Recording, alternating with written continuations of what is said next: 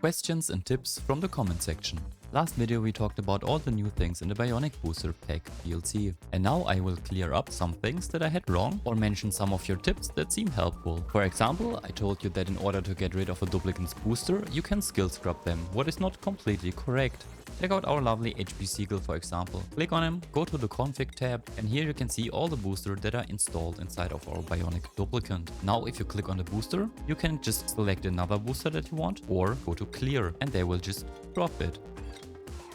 Which is very useful, but I do wish they just had it at skills, so as well as in the config tab. And then we go to Hans Martin for example, and just click on any of these here, but that is not possible at the moment. So currently only config tab, click on the empty slot and select the booster that you want. You can click on the little eye and it shows you where the booster is. For example, the electronic engineering booster is somewhere down here in one of these fancy purple storage bins, or the crop tending booster somewhere around here. But back to our dupe. Let's check the electronic engineering booster and give it to HP Seagull. Just go there. And now we can drop it again. Thank you GameGame07704 for telling me about this, as well as HanMax for mentioning it but not telling me how to do it, and Lemon of Greed for telling me how to actually achieve the booster switch. And another tip from the comment section from Rudy4820 is that you can send one of the Bionic Duplicants to another planet, and instead of bringing a lot of Duplicants with a lot of skills, you just bring one of these here and a set of boosters. And so you technically have one Duplicant that can just do all the jobs, depending on what you assign to them, if you can find where it is, of course. Easier, for example.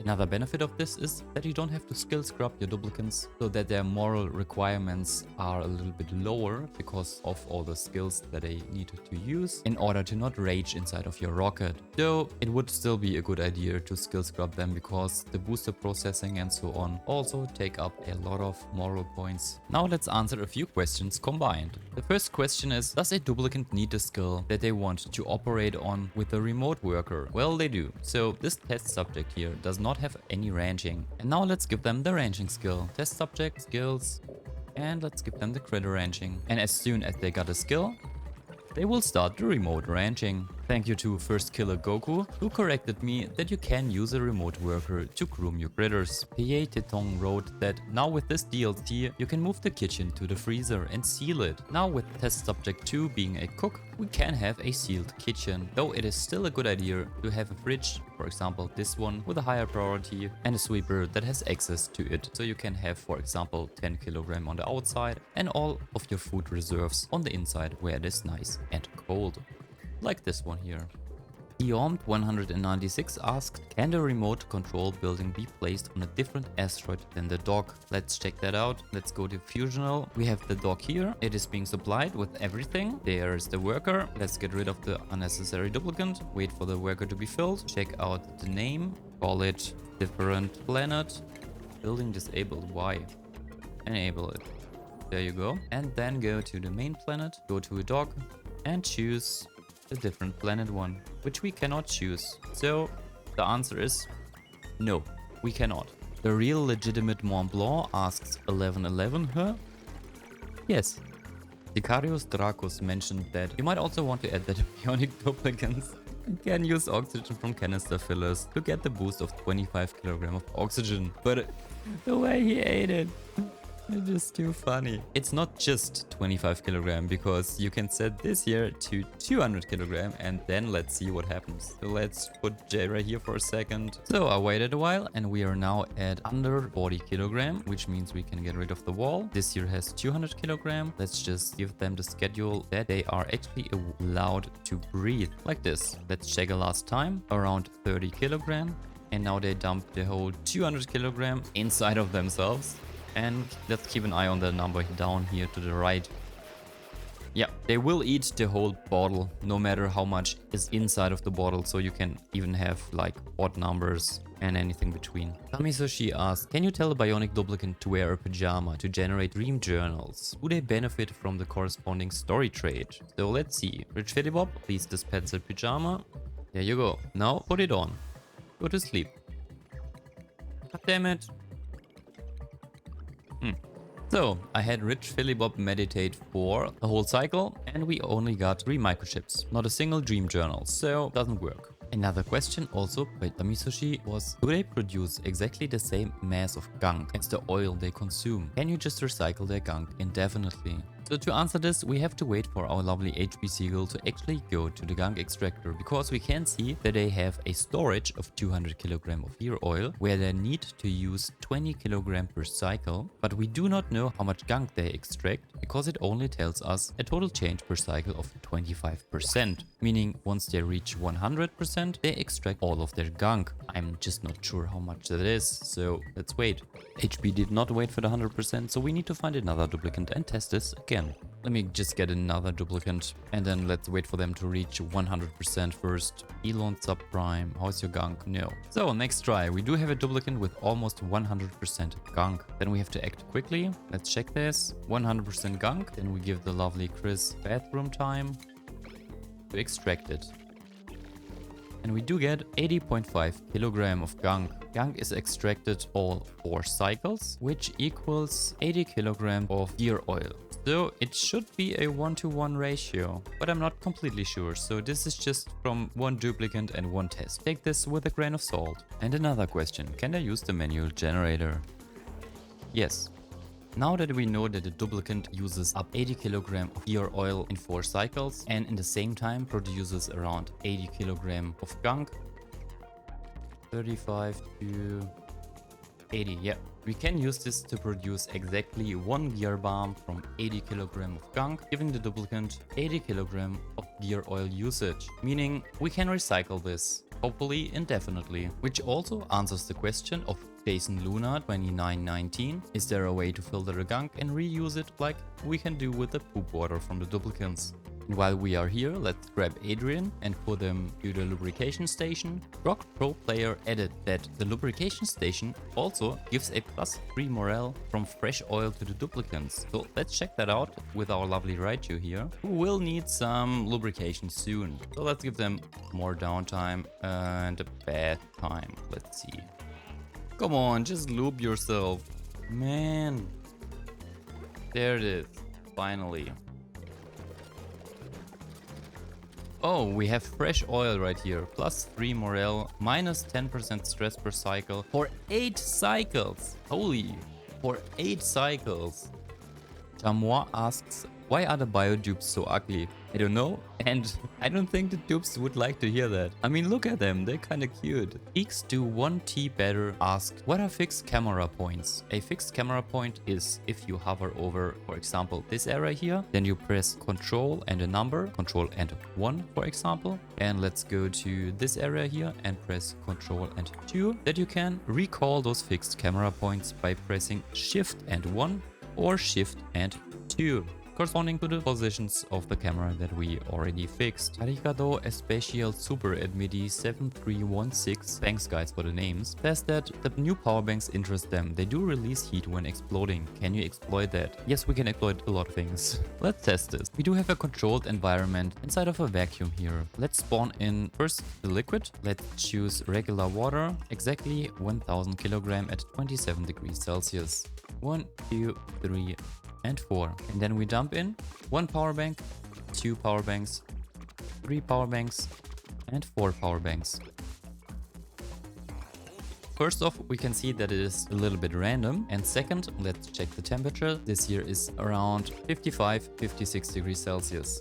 This here has 58 down here, but also turned into steam at 100 degrees. So you have 500 kg of steam, and we have 500 kg of steam per tile here. Oh, that's interesting. And this is a 90, and we do have 500 here almost as well. Let me just have this run for a while, see if this evens out. Yep, this one did. And this one evened out as well. This one evened out to 111 degrees 0.6 with 250 kg of steam in each tile. This here has the same values, even though we used 1 battery less. This one only has 500 kg of steam and 500 kg of water at 60 degrees. And this one has only water at 56 degrees Celsius. Can you use them to make great temperatures for like oil refining or smelting? Let's test this. We have 1000 kilogram of crude oil and petroleum here on the left and right at 77 degrees Celsius, which now cools down because of all the metal tiles. I have a liquid dripper here that does not activate the batteries, so let's increase this from 1 gram to 10 gram. Oh, and I need to reset this here, like that.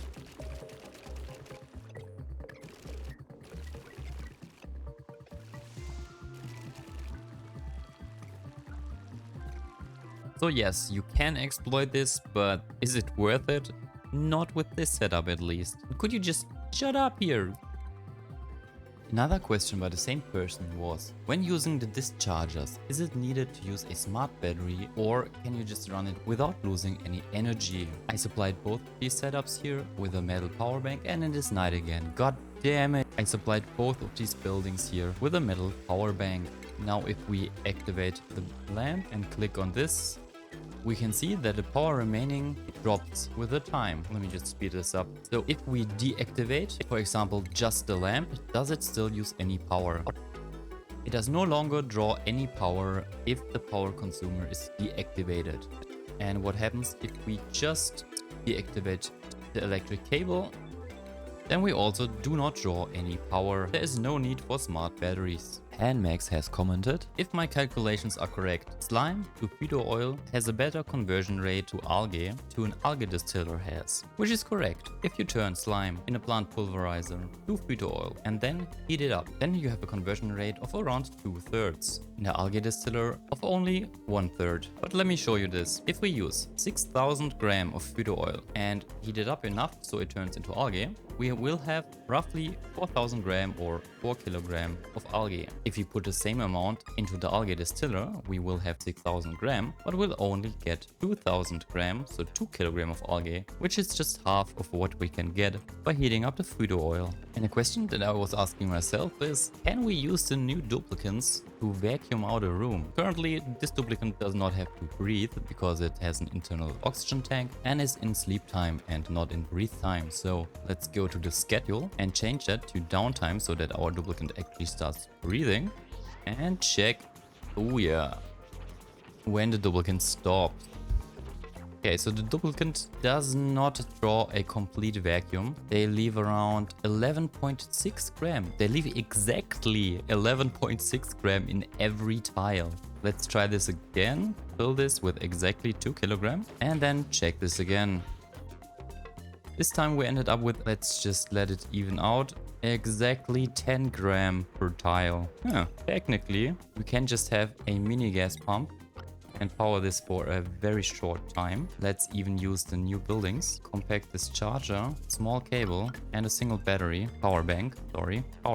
Power burn. Don't eat it, you little shit. And then, in just a few seconds, you should have your vacuum. Okay, more than a few seconds, but there we go. Nice. I also didn't understand the changes to the off-gassing correctly, so thanks to Peps117 and R4D6 for pointing that out. Let me just drop a tiny bit of carbon dioxide, like 0.1 kilogram here and here. Now we have these floating pockets. The room is at 8.8 kilogram, which is way too much. We fill it with 1 kilogram of oxygen, except for the 2 carbon dioxide pockets, and then just wait a little bit. The room should theoretically stop at around 1.8 or exactly 2 kilogram per tile because of the pressure. Yeah. So now it can happen that the Oxylite still off gases when one of these tiny pockets passes over it. The thing that the comment section said was R4D6 wrote, as far as I'm aware, the off gassing actually refers to a huge pile of Oxylite like this here that could output a lot of oxygen in an already overpressured room because a tiny packet of like 2 gram of carbon dioxide passed over it. Now they will check the nearby tiles to prevent the lone gas packets from overpressurizing the base, meaning they fixed that wrongful behavior and it should now prevent your base from overpressurizing unnecessarily. So thank you R4D6 for writing this in the comment section. Mr. Black85 noticed that the duplicants don't seem to regenerate health passively and or while sleeping. So let's just check this out. If they actually do.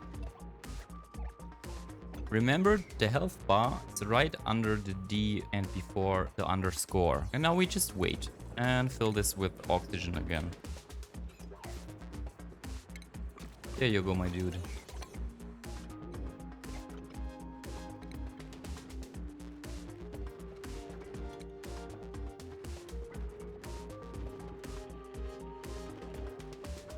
So it has almost been 3 cycles and the duplicant did not heal at all. Yes, the duplicants do not heal when hurt. You have to actively put them in a triage cord.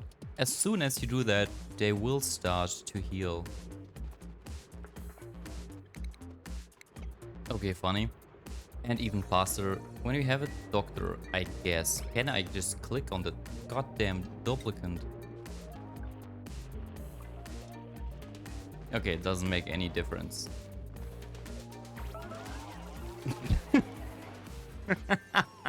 Mad Rabbit Fish asks, how much weight can the flying robot carry? Let's see that. We do have dirt right here, flying robot right here, and we have a storage bin to the right. It can carry 400 kilogram.